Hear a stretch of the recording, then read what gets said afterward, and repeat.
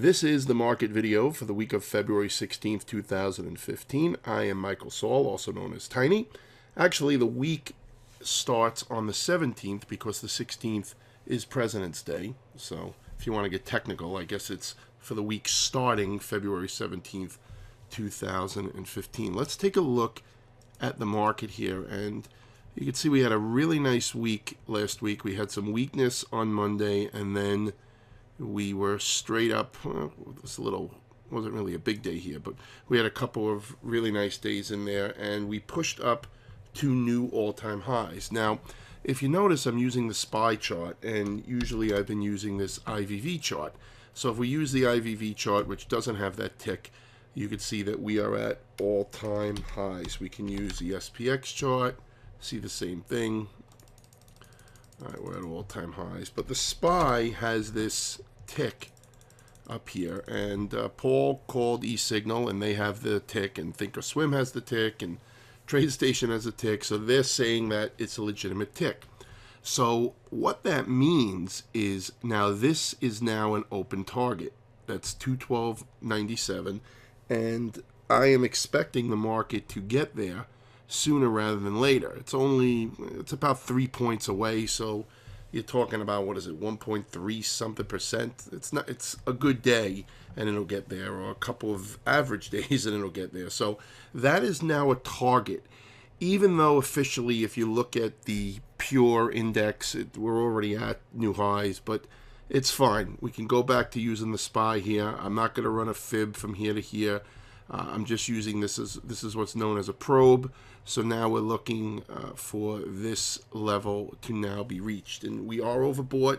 We're stretched from the moving averages, so I don't know if we get there right away here or if we want to pause first. But again, everybody who was putting the bulls in their grave and talking about the January barometer and saying that it was okay, a down January. Remember, last year was a down January too, and there were a couple years recently. So do I think that, first of all, it's a long way to go. We could have a down year. All right, nothing saying we're going to have an up year, but just because January was down, it doesn't mean that every month thereafter is going to go down. That's really what I mean to say, because a lot of people were dooming the market already based on that, and maybe they're right. Maybe we're going to get destroyed, but it's way too, that signal, first of all, is not really meant for short-term timing.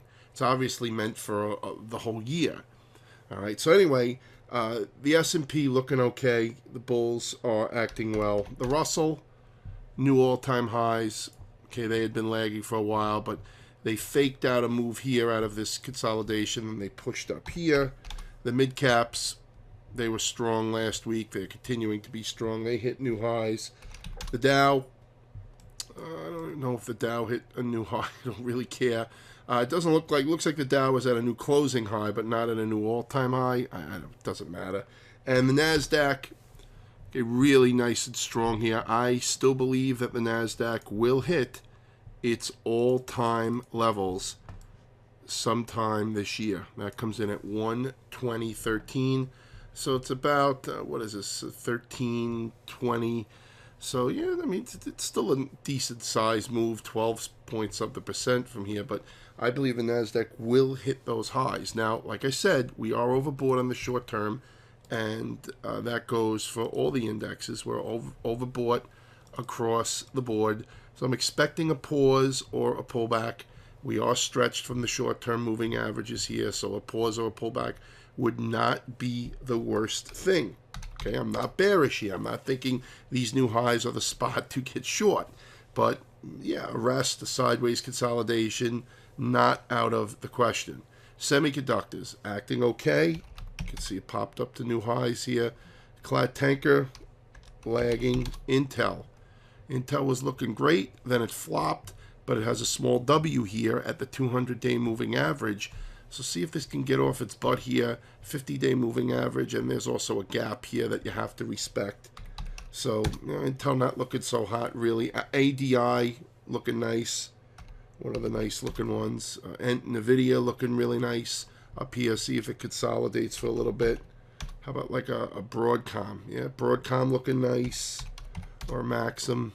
Yeah, Maxim really, really nice and steady uptrend. Okay, so they're looking nice. The semiconductors are looking nice.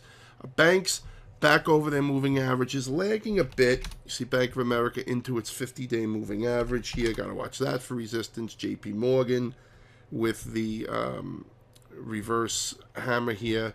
So we have to pay attention there. Citigroup into the 50-day moving average. Is that going to hold?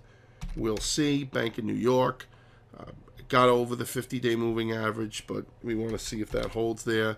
I think I just already showed JP Morgan. Don't know why I'm going back there. Don't ask me. All right, broker dealer looking okay. We can run a quick fib here. It's not going to be exact. I really don't care. I'm just looking for the area. But you see here, right into the 78.6. So we basically have to get above this week's highs to confirm a break of the 78.6, and that would suggest that the broker-dealer is going to try for a new high. Goldman, yeah, I mean, you know, these kind of moves get a little bit stretched here when they act like this. Here's Morgan, Legg Mason, acting pretty nicely. Chart-wise, Legg Mason looks the best. You see a nice little consolidation here. Got to wait for confirmation, though, but this is what you want to see. You want to see the consolidations like this. Let's look at some tech. Amazon, wow, really a nice move. Lagged for so long last year. Finally broke out here. Will it catch these highs here? I think it will. All right, we can run a fib grid here, too. Let's run a fib grid. Boom. Can run it to there. Yeah, again, basically if it gets past last week's highs, looks good to go. Apple, I mean, definitely overboard here, but very, very strong. A pause or a pullback would be nice. Catch its breath. Google's got to break that 200-day moving average. Baidu broke the 200-day but closed back above it into the end of the week. See if that holds. Priceline. Priceline trying to, this is like what they call like a hard bottom. Not really an inverted head and shoulders, more like a hard bottom. See if that could get to the 200-day moving average. Netflix acting well, consolidated and broke. See if it could get up to these highs from, what is this, September of 14. All right, what about, let's see what else. How about Visa and MasterCard? Somebody asked me about. Now, Visa was acting really well the end of last year. Then it took this pullback, but now you could see it's at new highs. MasterCard, okay, had the wedge, broke out, consolidated. See, I love these little consolidations here. Love these consolidations. And you can see here, broke out to the upside. See if that can get to a new high. Caterpillar, I mean, still looks bearish to me, but maybe short term, may continue to get a bounce. Watch the 50-day moving average. John Deere. Yeah, John Deere looking better because it's over the moving averages, but really has to clear this level here at 91.38. Ford, yeah, got over the moving averages. See what it does from here. GM getting these requests, so trying to go over them. General Motors looking okay as well. How about Las Vegas Sands? Yeah, it looks like it could be bottoming out here. Watch that 200-day moving average. Win, same kind of deal. You know, watch these because these can get a little jump. They get some short covering, or they get the bulls start to come into these. They can be some pretty nice movers. So keep your eyes on these. Okay. How about like an EA Sports? I mean, Electronic Arts. Sorry, I still call it EA Sports from ERTS. But it's Electronic Arts. It looks very, very nice and a nice consolidation here. So see if this can break out and move higher. This is it's a very nice looking chart. Rack Space also really nice. Overbought, stretched, but after a pause or a pullback, should be good to go. Let's take a look at some currencies. I keep getting reminded that I tend to skip the currencies a little too much. You can see the euro trying to bottom out, but it looks like it's just going to be a short-term bottom. In my opinion, won't last long because we are under key support, and we've been under it for a little bit here. I think we're going lower on the euro. Still think we're going to par. Let's see, the dollar yen. Okay, dollar yen is consolidating, but should also Try to eventually break out Aussie dollar. Should try to go lower here. How about the dollar CAD? Yeah, consolidating here. All right. See if it could break out from here. Dollar versus the CAD. All right, let's look at gold. Yeah, gold was trying to get off its bottom, but now it's hanging out right by the 50-day moving average. See if this can hold or if it's going to fall. Here's silver. But silver actually doing a little bit better, showing a little bit better relative strength. But remember, it's coming from a position of weakness. So ultra short term, it may be looking better, but short term, gold still is looking better here. See if it could come up to the 200-day moving average. Oil.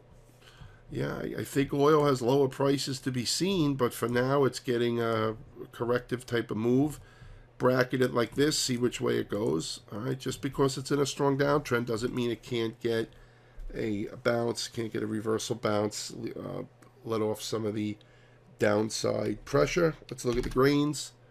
Corn, consolidating here. Wheat. I mean, wheat pulled back here. Now we have to watch this. Draw the pattern in here. See what it's going to do. Here's soybeans. I've got to get over the 50-day moving average before I'm interested. Here's coffee. Maybe putting in a bottom, but still too early to tell. Here's sugar. I mean, you got a small double bottom here, but it's got to get above this level before I'm interested. Bonds, I skipped. That's convenient. Bonds closed below the 50-day moving average. Last time it did that was over here, but you see how it remounted it. So it's not like, oh, this is a big technical break. It's still making higher highs and higher lows, but the bulls are going to have to come in. The bulls are going to have to come in. So let me reiterate.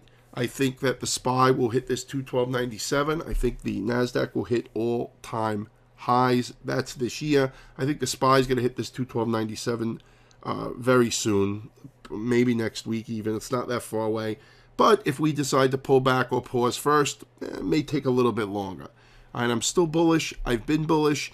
I did not think we topped out here or topped out here or topped out here. Still doesn't look like we're topping out. Still not getting divergences in the key timing indicators that Paul Schatz and I look at. So there's no reason to fight the trend unless you're a super guru and wants to try to fleece his sheep by putting out some bear list that just gets blown out and then you never talk about it. And then he pounds his fist and tells you how bullish he was. It's almost comical. I talked about this in the Sunday Night Strategy session last week. I had the horror of listening to one of the all-time super gurus. He has a new partner, and I listened to him brag about how he broke rules but made money. Because it was on a stock, it was on Disney, and how he broke the rules, but he made money anyway. And oh yeah, dude made a lot of money. He knew he broke the rules, and it's just absolutely ridiculous, absolutely ridiculous. What do you learn from people that break the rules? That you have to get lucky in order to make money. And I say it all the time. If you want arbitrary results, take arbitrary trades. If you want consistent results, take consistent trades. Okay? And yes, a lot of those trades, I'm not even going to say some, a lot of those trades will lose. The key is to cut your losers short and let your winners run. I know a lot of people, it goes in one ear and out the other, but it is the secret, the absolute secret to huge gobs of wealth. If you don't believe me, just look at George Soros and Warren Buffett and all these big billionaire hedge fund managers. That's what they're doing. When they're right, they're trying to milk it for everything they can get out of it. And when they're wrong, they're looking to get out and go somewhere else. Paul Tudor Jones, etc. Anyway, going to get off my soapbox now. But if you want to tune in to Paul and my strategy session, it's going to be Monday night this week. It's going to be on President's Day because no use of doing it Sunday since the market won't be open Monday. So I will leave the sign-up link below, and you can register, and that's it. I will talk to you in the daily email if you have signed up to the list. Otherwise, I will talk to you in next week's video or at the weekly strategy session. This week it's going to be on Monday, February 16th, 8 p.m. Eastern. Have a great week.